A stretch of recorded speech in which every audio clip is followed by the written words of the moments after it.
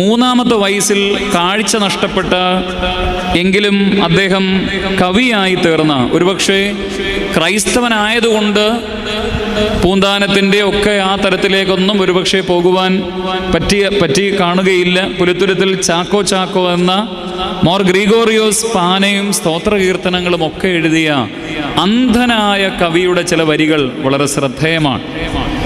അദ്ദേഹം പരിശുദ്ധനായ പരിമല തിരുമേനിയുടെ ഭക്തി ജീവിതത്തെക്കുറിച്ച് ഒക്കെ പറയുന്നത് നമ്മളെ ഓരോരുത്തരെയും വല്ലാതെ ചിന്തിപ്പിക്കുന്ന ഒന്നാണ്.